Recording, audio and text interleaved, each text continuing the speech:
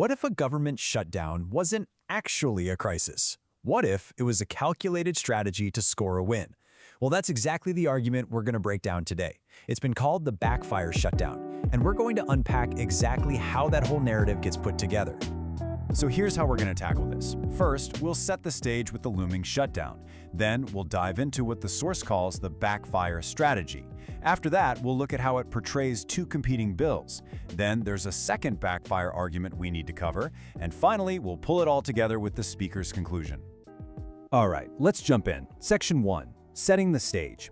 See, before you can understand the whole backfire idea, you have to get the context. The entire argument only works because of this massive pressure cooker, the very real threat of a government shutdown.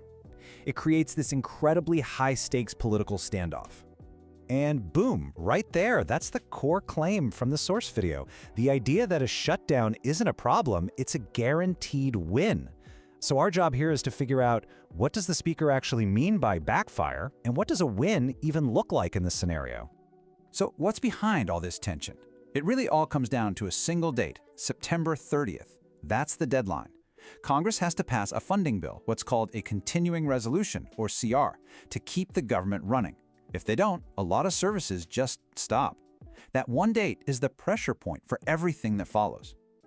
Okay, so we've got the deadline, we know the stakes are high. Now let's get into the really interesting part, the heart of the source's whole argument, the backfire strategy. This is where we get into the nitty-gritty of how a shutdown supposedly gets flipped into a strategic advantage. Now, to understand this strategy, you gotta know about a key player, the OMB. That's the Office of Management and Budget. They're the part of the White House that basically manages the federal budget and tells all the different government agencies how to run. And here's where things get really wild. According to the source, this shutdown is totally different from what we've seen before.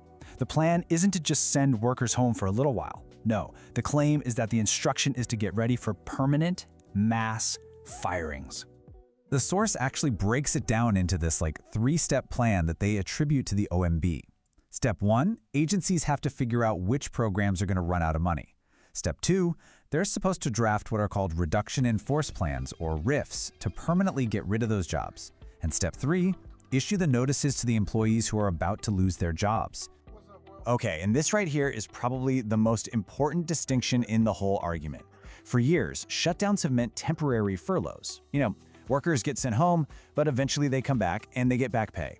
The source is arguing that this time is a complete break from the past. A reduction in force means those jobs are gone, for good. It's not a pause, it's a permanent downsizing.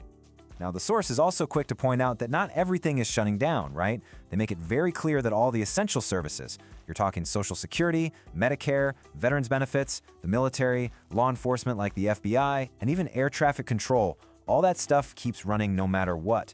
This is clearly meant to push back on the idea that a shutdown would be a total catastrophe. All right, so that's the shutdown strategy. But of course, none of this happens in a bubble. So next up, we're going to look at how the source paints the picture of the political fight itself, presenting it as this big clash between two totally different bills.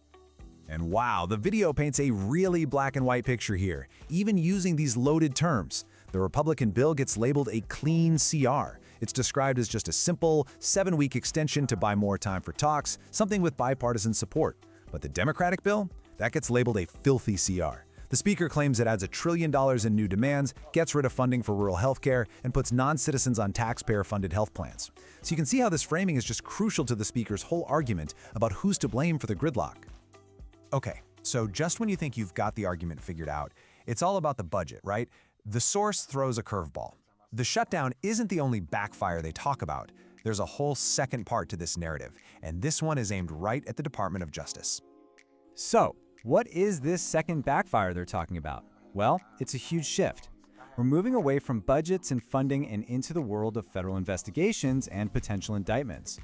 The whole thing hinges on this one event that the speaker claims is basically a sure thing, an indictment of the former FBI director James Comey. It's presented as something that is definitely going to happen.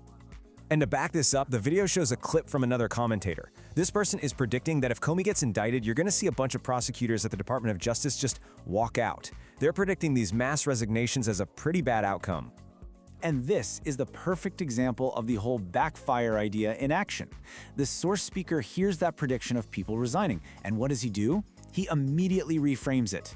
He calls it a victory, a huge win, basically saying that having those people quit is exactly what they wanted all along. All right, so let's pull this all together. We've got these two separate backfire arguments, right?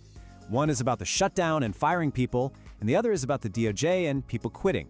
In this last section, we'll see how the source weaves them into one big winning story. So at the end of the day, the speaker's big takeaway is this. These two things aren't just random events. They're connected. And they're both part of a huge win that's happening on two different but related fronts. So let's just recap that winning narrative one more time. On one hand, you've got the shutdown. It's framed as this smart move to permanently get rid of non-essential federal jobs and save a bunch of money. Then, on the other hand, you have the potential indictment. That's framed as the trigger that gets people at the DOJ to quit, which the speaker calls cleaning the corruption. See? Two different events, both presented as a win. And that really brings us to the big picture here, doesn't it? We've just walked through how this one specific political argument was built. But when you step back and look at the language being used, words like backfire, victory, win, it makes you think, right? How does framing these really complicated political issues like there's some kind of game, how does that change how we think about our government, about how things are supposed to work? It's definitely something to chew on. Thanks for joining me.